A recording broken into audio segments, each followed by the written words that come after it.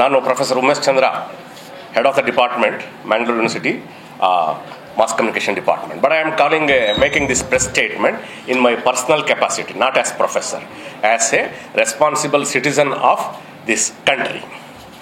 ಸಿದ್ದರಾಮಯ್ಯನವರ ಸರ್ಕಾರದಲ್ಲಿ it looks as if it is run by a secret syndicate. Okay, ಈ ಸುಳ್ಳು ಜಾತಿ ಪ್ರಮಾಣ ಪತ್ರಗಳದ್ದು ಒಂದು ದೊಡ್ಡ ರ್ಯಾಕೆಟ್ ಇದೆ ನಮ್ಮ ರಾಜ್ಯದಲ್ಲಿ. ಎಲ್ಲ ರಾಜ್ಯದಲ್ಲೂ ಇದೆ, ನಮ್ಮ ರಾಜ್ಯದಲ್ಲಿ ಬಹಳ ದೊಡ್ಡದಾಗಿದೆ. ಈ ಸುಳ್ಳು ಜಾತಿ ಪ್ರಮಾಣ ಪತ್ರ ಪಡ್ಕೊಂಡಿರುವ ಜಾತಿಗಳ ಜನ ದೊಡ್ಡ ರಾಕೆಟ್ ನಡೆಸ್ತಾ ಇದ್ದಾರೆ. ಆ ಸಿಂಡಿಕೇಟ್ ರಾಜ್ಯ ಸರ್ಕಾರವನ್ನ ಆಳ್ತಾ ಇದೆ ಅನ್ನೋ ಥರ ಭಾಸವಾಗ್ತಾ ಇದೆ. ಕುರುಬ ಸಮುದಾಯ, ತುಂಬ ಸಮುದಾಯಗಳು ಉತ್ತರ ಕನ್ನಡ ಜಿಲ್ಲೆಯಲ್ಲಿ ಕ್ಯಾಟಗರಿ 1 ಬರ್ತಕ್ಕಂಥ ಮೊಗೇರ ಸಮುದಾಯ, ಹಾಗೆ 2A ನಲ್ಲಿ ಇರ್ತಕ್ಕಂಥ ಕುರುಬ ಸಮುದಾಯ, ಹಿಂದುಳಿದ ವರ್ಗಗಳ ಪ್ರವರ್ಗ 2A ನಲ್ಲಿ ಇರ್ತಕ್ಕಂಥ ಕುರುಬ ಸಮುದಾಯ, ಸುಮಾರು 36,000 ಫೇಕ್ ಸರ್ಟಿಫಿಕೇಟ್ಗಳು ST ಅಂತ ಹೇಳ್ಬಿಟ್ಟು ಇವರು ಕುರುಬ ಸಮುದಾಯ, ಅದರಲ್ಲಿ STಯಲ್ಲಿ ಕಾಡು ಕುರುಬ, ಜೈನ್ ಕುರುಬ ಇದೆಲ್ಲ, ಆ ಒಂದು ನಾಮೆನ್ಕ್ಲೇಚರ್ನ ಮಿಸ್ಯೂಸ್ ಮಾಡಿಕೊಂಡು ಸುಮಾರು 36,000ಕ್ಕೂ ಹೆಚ್ಚು, ಈಗ 50,000 ಅಂತ ಹೇಳ್ತಾ ಇದ್ದಾರೆ, ಸುಳ್ಳು ಜಾತಿ ಪ್ರಮಾಣ ಪತ್ರಗಳು ತಗೊಂಡು ಸರ್ಕಾರಿ ಉದ್ಯೋಗಗಳು, ಸಾಲ ಸೌಲಭ್ಯಗಳು, ಮೆಡಿಕಲ್, ಇಂಜಿನಿಯರಿಂಗ್ ಸೀಟ್ಗಳೆಲ್ಲ ಕೊಳ್ಳೆ ಹೊಡೆದಿದ್ದಾರೆ. ಅದರಲ್ಲೂ ಒಬ್ಬರು ಪ್ರಮುಖ celebrity fake certificate holder IPS Kempaiah.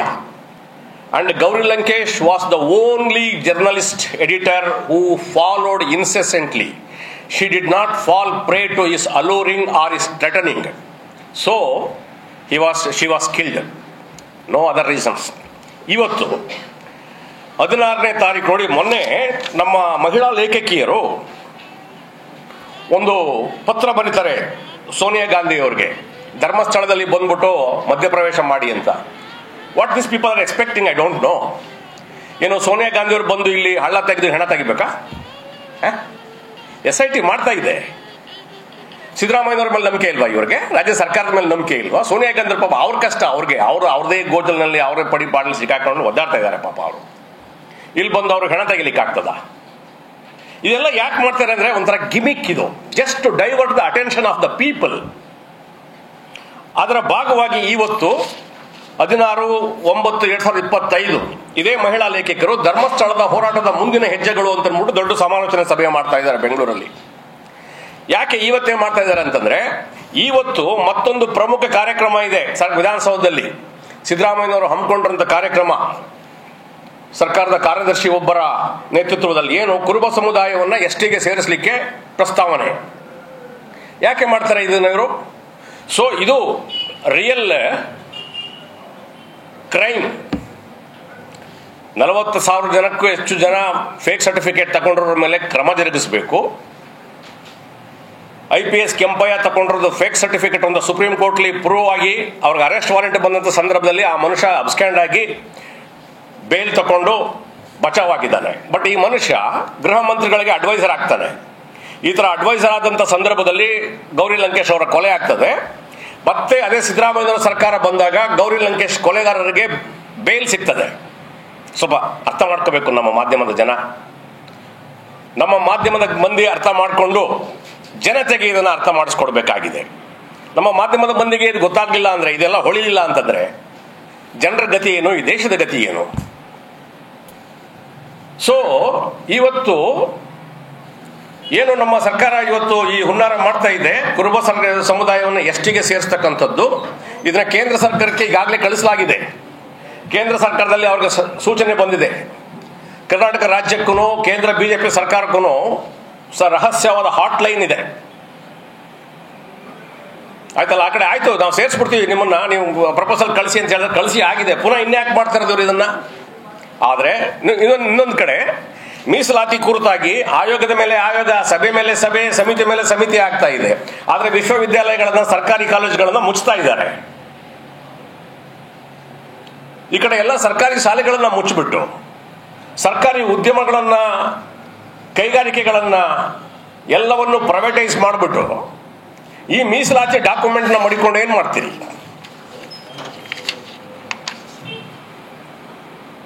Prajwal Revanna case, Soujanya case, Darshan case ಇದನ್ನ ಇಟ್ಕೊಂಡು ನಮ್ಮ ಯುವ ಜನರನ್ನ ಮಂಗ ಮಾಡೋದು. ಜನ ಕೇಳಬೇಕು, ಇದು ಇಲ್ಲಿ ಸಮಸ್ಯೆ ಏನಾಗಿದೆ ಅಂತಂದ್ರೆ, ಯುವ ಜನಾಂಗ ಇವತ್ತು ಏನು BA MA MSc ಓದ್ತಾ ಇದ್ದಾರೆ ಪದವಿ ಮತ್ತು ಸ್ನಾತಕೋತ್ತರ ತರಗತಿಗಳಲ್ಲಿ, ಈ ಯುವ ಜನಾಂಗದ ಭವಿಷ್ಯ ಇರತಕ್ಕಂಥದ್ದು ಮೀಸಲಾತಿಯ ಆಧಾರದ ಮೇಲೆ. 85% ಪಾಪ್ಯುಲೇಷನ್ ಈ ದೇಶದಲ್ಲಿ ಇವತ್ತು ಏನಾದರೂ ಒಂದು ಸ್ವಲ್ಪ ಬದಲಾವಣೆ ಆಗಿದೆ ಅನ್ನೋದಾದ್ರೆ ಅದು ಮೀಸಲಾತಿಯಿಂದ ಮಾತ್ರ, ಇನ್ಯಾವುದಿಂದನೂ ಅಲ್ಲ. ಅದು ಅಲ್ಪ ಸ್ವಲ್ಪ ಆಳುವ ವರ್ಗಗಳು, ಸವರ್ಣೀಯ ಸರ್ಕಾರಗಳು ಮನಸ್ಸಿಲ್ಲದ ಮನಸ್ಸಿನಲ್ಲಿ ಏನೋ ಕಿಂಚಿತ್ತು ಬಿಸ್ಕೆಟ್ ಹಾಕ್ತಾನೆ ಕೊಟ್ಟದ್ದು ಮೀಸಲಾತಿಯಲ್ಲಿ, ಅದರಲ್ಲಿ ಇಷ್ಟೊಂದು ಸ್ವಲ್ಪ ನಮ್ಮ ಜನ ಮೇಲೆ ಬಂದಿದ್ದಾರೆ, ಒಂದಷ್ಟು ವಿದ್ಯಾವಂತರಾಗಿದ್ದಾರೆ. ಇನ್ನು ಮುಂದಕ್ಕೂ ಕೂಡ ಈಗ BA, ಈಗ ಗ್ರಾಜ್ಯುಯೇಷನ್ನು, ಪೋಸ್ಟ್ ಗ್ರಾಜ್ಯುಯೇಷನ್ನು, ಮೆಡಿಕಲ್ ಇಂಜಿನಿಯರಿಂಗ್ ಮಾಡ್ತಾ ಇರ್ತಕ್ಕಂಥ ವಿದ್ಯಾರ್ಥಿಗಳ ಭವಿಷ್ಯ ಈ ಮೀಸಲಾತಿ ಮೇಲೆ ಮಾತ್ರ ನಿಂತಿದೆ ಹೊರತು ಇನ್ಯಾವುದ್ರ ಮೇಲೂ ನಿಂತಿಲ್ಲ. ಆದರೆ ಮೀಸಲಾತಿ ಕುರಿತು ಚರ್ಚೆ ಮೇಲೆ ಚರ್ಚೆ, ನಾಗಮೋಹನ್ ದಾಸು, ಕಾಂತರಾಜ್ ಅರಸು ಆಯೋಗ, ಜಯಪ್ರಕಾಶ್ ಹೆಗಡೆ ಆಯೋಗ, ಈಗ ಮಧುಸೂದನ್ ನಾಯಕ್ ಆಯೋಗ, ಯಾರೋ ಒಂದು ನಿರ್ದಿಷ್ಟ ತೀರ್ಮಾನಕ್ಕೆ ಬರ್ತಾ ಇಲ್ಲ. ಆ ಕಡೆ ಇದೇ ಸರ್ಕಾರಗಳು ಫೇಕ್ ಸರ್ಟಿಫಿಕೇಟ್ ಮಾಡಿಕೊಂಡು ಸವರ್ಣೀಯರು ಮೀಸಲಾತಿಯನ್ನು ಕೊಳ್ಳೆ ಹೊಡೆಯಲಿಕ್ಕೆ ಅವಕಾಶ ಮಾಡಿಕೊಡ್ತಾ ಇದ್ದಾರೆ. ಅಫಿಷಿಯಲ್ ಆಗಿ ಪ್ರಮೀಳಾ ನೇಸರ್ಗಿ ಎನ್ನುವ ಒಬ್ಬರು ವಕೀಲರು, BJP ಪಕ್ಷದವರು ಇರ್ಬೋದು, ಅವರು ಹೈಕೋರ್ಟ್ಗೆ ಕೊಟ್ಟಂತ ಅಂಕಿಅಂಶಗಳು ಏನಪ್ಪಾ ಅಂತಂದ್ರೆ, ಸುಮಾರು 2016ರಲ್ಲಿ 15-16ರಲ್ಲಿ 1,20,000 ಫೇಕ್ ಸರ್ಟಿಫಿಕೇಟ್ಸ್ ಇಂಡಿಯಾದಲ್ಲಿ, ಕರ್ನಾಟಕದಲ್ಲಿ ಇದ್ದಾವೆ, SC ST OBC ಎಲ್ಲ ಸೇರಿ. ಈಗ ಅದು 2 ಲಕ್ಷ ರೀಚ್ ಆಗಿರ್ಬೋದು. ಯಾಕಷ್ಟು ಜಾಸ್ತಿ ಆಯ್ತು ನೀವು ಕೇಳ್ಬೋದು.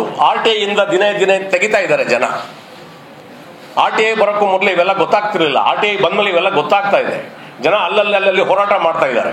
ಆದರೆ ಈ ಫೇಕ್ ಸರ್ಟಿಫಿಕೇಟ್ಗಳ ಕುರಿತಾದ ಹೋರಾಟಗಳು ಯಾರೋ ಒಬ್ಬರು ಇಂಡಿವಿಜುವಲ್ಗಳು ಮಾಡ್ತಾ ಇದ್ದಾರೆ, ನಿಯತಾದ ಜನ, ಅದು ಮಾಧ್ಯಮದಲ್ಲಿ ಚರ್ಚೆ ಆಗೋದಿಲ್ಲ.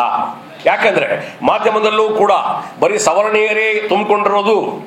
ಈ ಫೇಕ್ ಸರ್ಟಿಫಿಕೇಟ್ ತಗೊಂಡಿರೋ ಮೇಲೆ ಎಂಪತಿ, ಕನಿಕರ ತೋರಿಸ್ತಾ ಇದ್ದಾರಾ ಅನ್ನೋದು ನನ್ನ ಪ್ರಶ್ನೆ. ಸೊ ನಮ್ಮ ಯುವಕರು, ನಾ ಹೇಳಿದ್ನಲ್ಲ, ಅವರ ಭವಿಷ್ಯ ಪರಿಶಿಷ್ಟ ಜಾತಿ, ಪಂಗಡ, ಅಲ್ಪಸಂಖ್ಯಾತರು, OBCಗಳ ಭವಿಷ್ಯ, 85% ಪಾಪ್ಯುಲೇಷನ್ ಇರ್ತಕ್ಕಂಥ ಯುವ ಜನಾಂಗದ ಭವಿಷ್ಯ ಮೀಸಲಾತಿ ಮೇಲೆ ಮಾತ್ರ ಆಧಾರಿತವಾಗಿದೆ.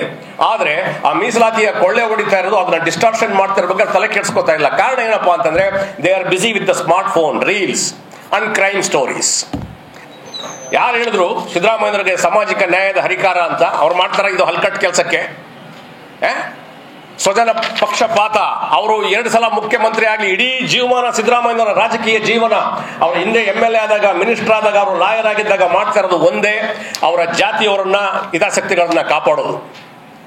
ನಾನೊಬ್ಬ government servant, I am assistant professor. Talking against government is not proper, but still I am talking because you people are not talking. ಇನ್ನು 3 ವರ್ಷ ಸರ್ವಿಸ್ ಇದೆ. I am putting my life career to risk and coming here talking. ಆಮೇಲೆ ಇನ್ನೊಂದು ಮಾತೇನಪ್ಪ ಅಂತಂದ್ರೆ, ಇವತ್ತು ಸಿದ್ದರಾಮಯ್ಯನವರು ಒಂದು ಕುರುಬ ಸಮುದಾಯವನ್ನ STಗೆ ಸೇರಿಸಲಿಕ್ಕೆ ಅಂತ ಇದೊಂದು ಕುತಂತ್ರ, ಷಡ್ಯಂತ್ರ, ಇದರ ಬಗ್ಗೆ ಒಂದು ಏನಂದ್ರೆ ಆಗಿರ್ತಕ್ಕಂಥ ಅಕ್ರಮವನ್ನ ಸಕ್ರಮ ಮಾಡಬೇಕು ಅಂತ ಒಂದು ಪ್ರಯತ್ನ ಅಫಿಷಿಯಲ್ ಆಗಿ ಮಾಡ್ತಾ ಇದ್ದಾರೆ. ಇದೇ ದಿವಸ ಮಹಿಳಾ ಲೇಖಿಕೆಯರು ಧರ್ಮಸ್ಥಳ ಹೋರಾಟದ ಮುಂದಿನ ಹೆಜ್ಜೆಗಳು ಬಂತ ಇನ್ನೊಂದು ಸಮಾಲೋಚನೆ ಸಭೆ ಮಾಡ್ತಾ ಇದ್ದಾರೆ. ಅದು ಈ ಕುರುಬ ಸಮುದಾಯವನ್ನ ಸಕ್ರಮ ಮಾಡುವ ಸಂಗತಿಯನ್ನ ಡೈವರ್ಟ್ ಮಾಡಲಿಕ್ಕೆ, ಅಟೆನ್ಷನ್ ಡೈವರ್ಟ್ ಮಾಡಲಿಕ್ಕೆ ಈ ಮಹಿಳಾ ಲೇಖಕಿಯರು ಇದು ಮಾಡ್ತಾ ಇದ್ದಾರೆ. ದಯವಿಟ್ಟು ಈ ಮಹಿಳಾ ಲೇಖಕಿಯರು ಈ ತರ ದಿಕ್ಕು ತಪ್ಪಬಾರದು ಅಂತ. ಅವರೆಲ್ಲ ಕೆಟ್ಟವರು ನಾನು ಹೇಳ್ತಾ ಇಲ್ಲ, ಅವ್ರನ್ನ ದಿಕ್ಕು ತಪ್ಪಿಸಿದ್ದಾರೆ. ಹೆಸರು ಹೇಳ್ತೀನಿ, ಕುರುಬ ಸಮುದಾಯದಲ್ಲಿರ್ತಕ್ಕಂಥ ಬುದ್ಧಿಜೀವಿಗಳು doctor Nataraj Huliyar, professor H. Siddaramaiah, BK Ravi ಕುಲಪತಿ, Mallika Ganti, professor Maitri, a fake certificate holder, ಕೆಂಪಯ್ಯನವರು ದೃಶ್ಯಕ್ಕೆ ಕಾಣ್ತಾ ಇಲ್ಲ. ಇಡೀ ಸರ್ಕಾರವನ್ನ ಡೈರೆಕ್ಷನ್ ಕೊಡ್ತಾ ಇರೋದು ಕೆಂಪಯ್ಯ. ಈ ರಾಜ್ಯದಲ್ಲಿ ಇವತ್ತು ಆಗ್ತಾ ಇರ್ತಕ್ಕಂಥ ಎಲ್ಲ SITಗಳನ್ನು ಡೈರೆಕ್ಷನ್ ಮಾಡ್ತಾ ಇರೋದು ಕೆಂಪಯ್ಯ. ಇಷ್ಟೇ ಸರ್ ನಾನು ಹೇಳ್ತಾ ಇರೋದು. ಈಗ ನೀವು ಆ ವಿಚಾರದ ಬಗ್ಗೆ ಪ್ರಶ್ನೆ ಮಾಡ್ತೀರಿ. ನೀವು ಮಂಗಳೂರು ಯೂನಿವರ್ಸಿಟಿಯಲ್ಲಿ ಹೌದು ಸರ್. ಯೂನಿವರ್ಸಿಟಿಯ ವಿಷಯಗಳು ತುಂಬಾನೇ ಇದೆ. ಹೌದು ಸರ್. ನಿಮಗೆ ಅದನ್ನು ಪ್ರಶ್ನೆ ಮಾಡಬಹುದು, ಯಾಕೆ ಮಾಡ್ತಾ ಇಲ್ಲೋ ಗೊತ್ತಿಲ್ಲ. ಮಾಡ್ತೀನಿ ಸರ್. ಮತ್ತೆ ನೀವು ಜರ್ನಲಿಸಂ ಡಿಪಾರ್ಟ್ಮೆಂಟ್ ಅಲ್ಲಿ. ಹೌದು ಸರ್, ನೋಡಿ ಇಲ್ಲಿ ಎತ್ತಿದ್ದೀನಿ ಒಂದು ವಿಷಯ. ಇಲ್ಲಿ ಕೇಳಿ ಬರ್ತೀನಿ ನೋಡಿ. 2 ಸ್ಟೂಡೆಂಟ್ಗಳು, 3 ಜನ ವಿದ್ಯಾರ್ಥಿಗಳು ಅಡ್ಮಿಟ್ ಆಗಿದ್ದಾರೆ. ಅವ್ರನ್ನ ಪ್ರಾಕ್ಟಿಕಲ್ ಕೊಡ್ಲಿಕ್ಕೆ ಅಂತ ಪ್ರಾಕ್ಟಿಕಲ್ಸ್. ಲಾಸ್ಟ್ ಇಯರ್ ಖಾಲಿ ಇತ್ತಲ್ವಾ? ಅಲ್ಲ, ಲಾಸ್ಟ್ ಇಯರ್ ನಮ್ಮ ಕುಲಪತಿಗಳು ಮಾಡಿದ್ದು ಕೆಲಸ ಅದು ಸರ್. ಅವರು 6-7 ಜನ ಬಂದಿದ್ರು ಅಡ್ಮಿಷನ್ಗೆ. ನಮ್ಮ ಕುಲಪತಿಗಳು ಇದೊಂದು ವರ್ಷ ಮಾಡಬೇಡಿ, ನೀವು 10 ಜನ ಬಂದ್ರೆ ಮಾತ್ರ ಮಾಡಿ, ಇಲ್ಲದ್ರೆ ಮಾಡಬೇಡಿ ಅಂತ ಹೇಳಿದ್ರು. ಕೇಳಿ ಹೇಳ್ತೀನಿ. ಆಗ ಸೆಕೆಂಡ್ ಇಯರ್ ಜನ ಇದ್ರು, 10 ಜನ ಇದ್ರು, 11 ಜನ ಇದ್ರು. ಅವ್ರಿಗೆ ಪಾಠ ಮಾಡ್ಬೇಕಿತ್ತು ನಾನು. ಫಸ್ಟ್ ಇಯರ್ ನಲ್ಲಿ ಬರಲಿಲ್ಲ, ಆಯ್ತಲ್ಲ. ಆಮೇಲೆ ಹೇಳಿದ್ರು ಅವರು, ಸರ್ಕಾರಿ ಆದೇಶ ಇದೆ, 10 ಜನ ಇದ್ರೆ ಮಾತ್ರ ನೀವು ಪಾಠ ಮಾಡಬೇಕು, ಅಡ್ಮಿಷನ್ ಕೊಡಬೇಕು. 10 ಜನಕ್ಕಿಂತ ಕಡಿಮೆ ಬಂದ್ರೆ ಅಡ್ಮಿಷನ್ ತಗೋಬೇಡಿ, ಕಳಿಸ್ಬಿಡಿ. ಸರ್ ಹಂಗಾದ್ರೆ ಡಿಪಾರ್ಟ್ಮೆಂಟ್ ಮುಚ್ಚೋ ಸ್ಥಿತಿ ಬರುತ್ತಲ್ಲ ಸರ್ ಅಂತ ಕೇಳಿದೆ. ಇಲ್ಲ, ನೆಕ್ಸ್ಟ್ ಇಯರ್ ಈ ರೂಲ್ ಹೊಟ್ಟೋಗ್ತದೆ.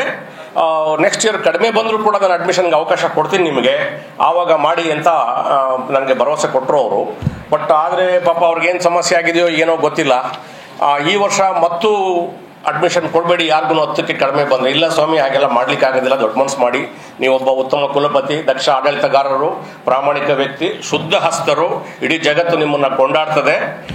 ಅವರು ಗುರುತಿಸಿಕೊಂಡಿದ್ದು ಬೇರೆ ಬೇರೆ ಹಿಂದುತ್ವ ಸಂಘಟನೆಗಳೊಂದಿಗೆ ಸಂಘ ನಿಕೇತನದಲ್ಲಿ ಬಂದು ಅವರು ಕಾರ್ಯಕ್ರಮದಲ್ಲಿ ಮಾಡರೇಟರ್ ಆಗ್ತಿದ್ರು. ಆದರೂ ಕೂಡ ಕಾಂಗ್ರೆಸ್ ಸರ್ಕಾರ ಅವರ ಒಂದು ಯೋಗ್ಯತೆಗೆ ಮನ್ನಣೆ ಕೊಟ್ಟು, ಅವರ ಸಾಮರ್ಥ್ಯಕ್ಕೆ, ದಕ್ಷತೆಗೆ ಮನ್ನಣೆ ಕೊಟ್ಟು ಕಾಂಗ್ರೆಸ್ ಸರ್ಕಾರ ಅವರು ಇವತ್ತು ಕುಲಪತಿ ಮಾಡಿದ್ದಾರೆ. ಅಂತ ಒಬ್ಬ ದೊಡ್ಡ ವ್ಯಕ್ತಿ, ಪುಣ್ಯಾತ್ಮ, ಮಹಾತ್ಮ ನಮ್ಮ ಕುಲಪತಿ PL ಧರ್ಮ ಅವ್ರಿಗೆ ನಾನು ಮನವಿ ಮಾಡಿದ್ದೀನಿ, ಆಯ್ತಲ್ಲ. ಅವರು ಆಯ್ತು ನೋಡೋಣ ಅಂತ ಹೇಳಿದ್ದಾರೆ.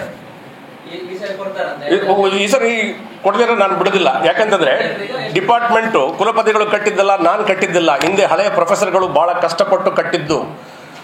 ಒಂದು ಸಂಸ್ಥೆಯನ್ನ ಕಟ್ಟಬೇಕಾದ್ರೆ ಬಹಳ ಕಷ್ಟ ಇದೆ. ಶೇಖ್ ಅಲಿ ಅವರು ಕೇಳಿ, ಶೇಖ್ ಅಲಿ ಅವರು ಆ ಕಾಲದಲ್ಲಿ ಮಂಗಳೂರು ವಿಶ್ವವಿದ್ಯಾಲಯ ಕಟ್ಟಿದ್ರು. 3 ಜನ ಇದ್ದಾರೆ ಸರ್, 3 ಮಾತ್ರ ಇದ್ದಾರೆ. ಸ್ವಲ್ಪ ನೋಡಿ, ಒಂದಷ್ಟು ವಿದ್ಯಾರ್ಥಿಗಳನ್ನ ಕಳಿಸ್ಕೊಡಿ. ಹೇಳ್ತೀನಿ ಸರ್, ಅದು ಯಾಕೆ ಸಮಸ್ಯೆ ಅಂತಂದ್ರೆ, thank you very much for coming to my departmental question. ಬೇಕಾದ್ರೆ ಇನ್ನೊಂದು ಪ್ರೆಸ್ ಕಾನ್ಫರೆನ್ಸ್ ಮಾಡೋ ಅಗತ್ಯ ಇಲ್ಲ ನನಗೀಗ, ಇಲ್ಲೇ ಹೇಳ್ಬಿಡ್ತೀನಿ ಅದನ್ನ. ಏನಾಯ್ತು ಅಂತಂದ್ರೆ, ಕಳೆದ ವರ್ಷ ನಮ್ಮ ಕುಲಪತಿಯವರು ಏನ್ ಹೇಳಿದ್ರು ಅಂತಂದ್ರೆ, ಈ ಸಲ ಒಂದು ವರ್ಷ ನನಗೆ ಕೋಆಪರೇಟ್ ಮಾಡಿ, ಫೈನಾನ್ಸ್ ಇಲ್ಲ ಅವ್ರಿಗೆ ಕೇಳಿ. ನಾನು ಕೇಳಿದೆ, ನೋಡಿ ಸರ್, ನಾನು ಹೇಳಿದೆ 10 ಜನ ವಿದ್ಯಾರ್ಥಿಗಳಿಗೂ ಅದೇ ಫೈನಾನ್ಸ್ ಖರ್ಚಾಗೋದು, ಈ 7 ಜನ ವಿದ್ಯಾರ್ಥಿಗಳು ಅದೇ ಫೈನಾನ್ಸ್ ಖರ್ಚಾಗೋದು, ದಯವಿಟ್ಟು ಅವಕಾಶ ಕೊಡಿ ಸರ್ ಅಂದ್ರೆ ಕೊಡಲಿಲ್ಲ ಅವರು. ಅದಕ್ಕೆ ಈ ಸರಿ ನಾನು 3 ಜನರನ್ನ ಕರ್ಕೊಂಡ್ ಬಂದಿದ್ದೀನಿ, ಆಗಲೇಬೇಕು ಅಂದ್ಬಿಟ್ಟು. ಆಮೇಲೆ ಏನಾಯ್ತು, ಮರ್ತ್ಕೊಂಡೆ ನಾನು. ಕುಲಪತಿಗಳು ಕೊನೆಗೆ ಈ ವರ್ಷ ಇಲ್ಲ ಕೊಡೋಕ್ಕಾಗಲ್ಲ, ಈ ವರ್ಷನೂ ಕೊಡೋಕ್ಕಾಗೋದಿಲ್ಲ ಅಂತ ಹೇಳಿದ್ರು. ಇಲ್ಲ ಸರ್, ಕೊಡಲೇಬೇಕು. ಯಾಕಂತಂದ್ರೆ ನಾನು ಹೇಳದ್ದಲ್ಲ, ಇದೇನಬ್ಬ ಅವರು ಅದೆಲ್ಲೋ ಹೋಗ್ಬಿಡ್ತಿತ್ತು ಮಂಗಳೂರು ವಿಶ್ವವಿದ್ಯಾಲಯ, ಇಲ್ಲಿ ಕೊಣಾಜಿಗೆ ತಗೊಂಡ್ಬಂದು ಇದೇನಬ್ಬ ಅವರು ಕಟ್ಟಿದ್ರು. ಶೇಖ್ ಅಲಿ ಅವರು is the founder vice chancellor of 2 universities, Goa and Mangaluru. ಅವರ ಒಂದು ಇದರಲ್ಲಿ ಮತ್ತೆ ನಮ್ಮ ಡಿಪಾರ್ಟ್ಮೆಂಟು KV ನಾಗರಾಜ್ ಇದ್ರು, ಪೂರ್ಣಾನಂದ, GP ಶಿವರಾಮು ಎಲ್ಲ ಬಹಳ ಕಷ್ಟಪಟ್ಟು ಕಟ್ಟಿ ನಿಲ್ಸಿರ್ತಕ್ಕಂಥದ್ದು. ಅಡ್ಮಿಷನ್ ಯಾಕೆ ಆಗ್ತಾ ಇಲ್ಲ ಅಂತಂದ್ರೆ, ನಮ್ಮ ವಿಭಾಗದಲ್ಲಿ ಒಂದು ಸ್ಟುಡಿಯೋ ಕಟ್ಟಿಲ್ಲ ಸರ್. ಸ್ಟುಡಿಯೋ ಕಟ್ಟಲಿಲ್ಲ. ಒಂದು ಸ್ಟುಡಿಯೋ ಬೇಕು, ಆಡಿಯೋ ಸ್ಟುಡಿಯೋ. ಆ ಸ್ಟುಡಿಯೋ ಇಲ್ಲ ಅಂತ ಅಂದ್ಬಿಟ್ಟು ವಿದ್ಯಾರ್ಥಿಗಳು ಬರ್ತಾ ಇಲ್ಲ. ಆಮೇಲೆ ವಿದ್ಯಾರ್ಥಿಗಳು ಬಂದಿಲ್ವಲ್ಲ ಅಂತ ಇವರು ಸ್ಟುಡಿಯೋ ಕಟ್ತಾ ಇಲ್ಲ. No studio, no students, no students, no studio. It is a vicious cycle going on. But in this ಕೇಳಿ, ಇದರ ನಡುವೆ ನಾನು ಕೇಳಿ ಆದಷ್ಟು ಹೇಗಾದ್ರೂ ಮಾಡಿ ಆ ಡಿಪಾರ್ಟ್ಮೆಂಟ್ನ ಉಳಿಸ್ಕೊ. ಯಾಕೆಂತಂದ್ರೆ ಬಡ ಜನಕ್ಕೆ, ಪರ್ಟಿಕ್ಯುಲರ್ಲಿ OBC, ಅಲ್ಪಸಂಖ್ಯಾತರು, SC STಗಳು MA ಜರ್ನಲಿಸಮ್ ಮಾಡೋದಾದ್ರೆ ಮಂಗಳೂರು ವಿಶ್ವವಿದ್ಯಾಲಯದಲ್ಲಿ ಮಾತ್ರ ಮಾಡಲಿಕ್ಕೆ ಸಾಧ್ಯ. ಅವರು SDM ನಲ್ಲಿ, ಆಳ್ವಾಸ್ನಲ್ಲಿ, ಸೆಂಟ್ರಲ್ ಯೂನಿವರ್ಸಿಟೀಸ್ನಲ್ಲಿ ಲಕ್ಷ ಕೊಟ್ಟು ಮಾಡ್ಲಿಕ್ಕೆ ಆಗೋದಿಲ್ಲ ಅನ್ನೋ ಒಂದು ನಾನು ಕೂಡ ಮೀಸಲಾತಿಯಿಂದ ಬಂದವನು, ಒಬ್ಬ ದಲಿತ ಬಲಗೈ ಹೊಲೆಯ ಸಮುದಾಯ ನಮ್ದು. ಏನು ಸ್ವಾಮಿ, ಛಲವಾದಿ ಅಂತಾನು ಕೂಡ ಕರೀತಾರೆ, ನೀವೇನ್ ಬೇಕಾದ್ರೆ ಕರೀರಿ, ಆಯ್ತಾ. ಸೊ ಲೆಟ್ ಮಿ ಐಡೆಂಟಿಫೈ ಮೈ ಕ್ಯಾಸ್ಟ್ ಫಸ್ಟ್. ಸೊ ಹಾಗಾಗಿ ಈ ಮೀಸಲಾತಿ ಋಣ ತಿಂದು ನಾನು ಇವತ್ತೊಂದು ಉತ್ತಮ ಬದುಕು ಕಂಡುಕೊಂಡಿದ್ದೀನಿ, ಒಬ್ಬ ಪ್ರೊಫೆಸರ್ ಅನ್ನಿಸ್ಕೊಂಡಿದ್ದೀನಿ. ಈ ಸಮುದಾಯಗಳ ಜನ SC ST OBC ಅಲ್ಪಸಂಖ್ಯಾತರುಗಳು ಅದು ಅನುಕೂಲ ಆಗಬೇಕು, ಆ ಸಂಸ್ಥೆ ಉಳ್ಕೋಬೇಕು ಅಂತ ಒಂದು ಪ್ರಯತ್ನ ಮಾಡ್ತಾ ಇದ್ದೀನಿ. ತಾವೆಲ್ಲ ಕೈ ಜೋಡಿಸಿದ್ರೆ ಅದಕ್ಕೆ ಬಹಳ ಒಳ್ಳೇದು.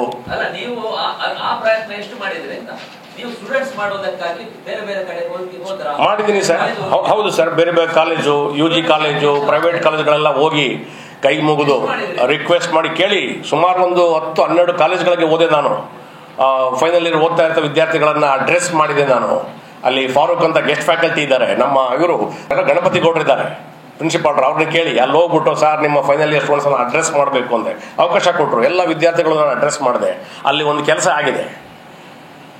ಆರ್ಟ್ಸ್ನಲ್ಲಿ ಎಲ್ಲ ಸಬ್ಜೆಕ್ಟ್ಗಳಿಗೆ MA ಸೋಷಿಯಾಲಜಿ, ಪೊಲಿಟಿಕಲ್ ಸೈನ್ಸ್ ಎಲ್ಲ ಮಾನವಿಕ ವಿಭಾಗಗಳಿಗೆ 23,000 ಫೀಸ್ ಕೊಟ್ಟಿದ್ದಾರೆ, ನಿಗದಿ ಮಾಡಿದ್ದಾರೆ. ನಮಗೆ ಗೊತ್ತಿಲ್ಲದೇನೆ MCJಗೆ 33,000 ಮಾಡಿದ್ದಾರೆ, 10,000 ಜಾಸ್ತಿ. ಯಾಕೆ ಅಂತ ಸೈನ್ಸ್ಗಳಿಗೆ 10,000 ರೂಪಾಯಿ ಸೈಂಟಿಫಿಕ್ ಲ್ಯಾಬ್ ಫೀ ಅಂತ ವಿಧಿಸಿದ್ದಾರೆ.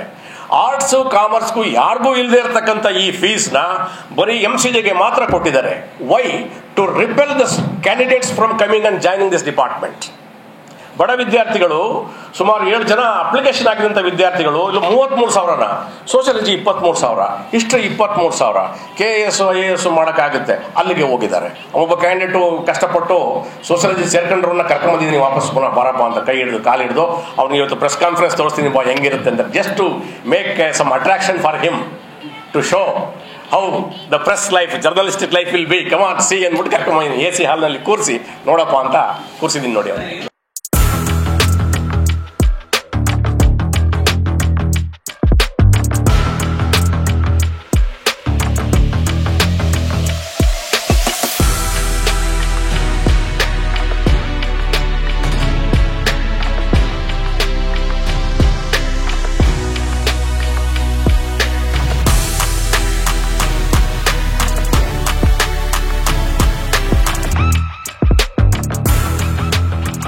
ನವರತ್ನ ಎಲೆಕ್ಟ್ರಿಕಲ್ ಅಂಡ್ ಪ್ಲಂಬಿಂಗ್ 25 ವರ್ಷಗಳಿಂದ ನಂಬಿಕೆ, ಗುಣಮಟ್ಟದೊಂದಿಗೆ ವಿಶ್ವಾಸಾರ್ಹ ಸೇವೆ. ಒಂದೇ ಸೂರಿನಡಿ ಅತ್ಯಂತ ಕಡಿಮೆ ಬೆಲೆಗೆ ಗುಣಮಟ್ಟದ ವಸ್ತುಗಳು. Electronics, plumbing, hardware, home appliances, sanitary, LED lights. Navaratna electrical and plumbing, Sachin ಟ್ರೇಡರ್ಸ್ನ ಮುಂಭಾಗ, ಮುಖ್ಯ ರಸ್ತೆ, ದರ್ಬೆ, ಪುತ್ತೂರು. ಸಂಪರ್ಕಿಸಿ 9003814451 9945521951 990178461. ಸುದ್ದಿ ಚಾನಲ್, ಕ್ಷಣ ಕ್ಷಣದ ಸುದ್ದಿಗಾಗಿ.